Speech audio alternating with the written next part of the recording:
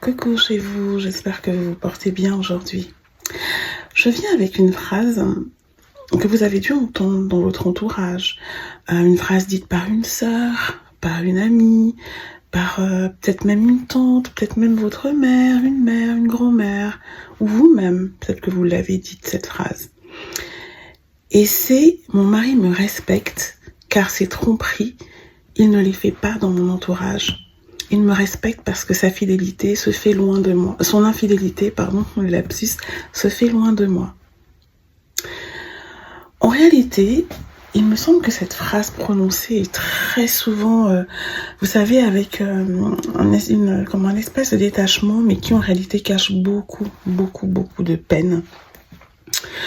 On dit bien plus que le manque de respect que ce mari-là a envers vous, en fait. En effet, en disant cette phrase, une femme, sans s'en rendre compte, montre à quel point elle manque de respect vis-à-vis d'elle-même. Montre en fait le peu d'estime qu'elle a vis-à-vis d'elle-même, le manque d'estime qu'elle a.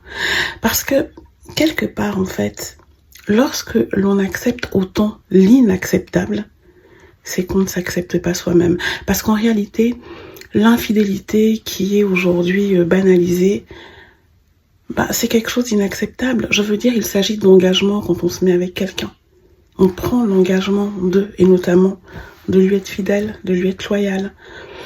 Donc quand l'infidélité devient un mode de vie, c'est qu'il y a un souci. Et qu'est-ce qui fait que vous l'acceptiez? Qu'est-ce qui fait que vous ayez l'impression que c'est normal? Qu'à partir du moment où vous ne savez pas où c'est fait loin, le respect est là? Non. L'infidélité est un manque de respect quelque part. Déjà un manque de respect vis-à-vis de vous, un manque de respect vis-à-vis du mariage, de votre engagement, et un manque de respect vis-à-vis de vous-même. Alors si cela fait écho chez vous vraiment, loin de moi tout jugement, mais si ça fait écho, je prie pour que le travail qu'il est nécessaire de faire en vous le soit. Et ce travail d'estime de soi, ce travail de reconstruction, parce que vous méritez un amour qui vous priorise, un amour respectueux. C'est la base. Puissiez-vous surtout, mesdames, trouver un accompagnement de justesse, un accompagnement bienveillant, un accompagnement d'écoute sans jugement dans votre chemin d'évolution, parce que c'est de ça qu'il s'agit. Puissiez-vous enfin choisir la vie, vous choisir et vivre un amour épanouissant.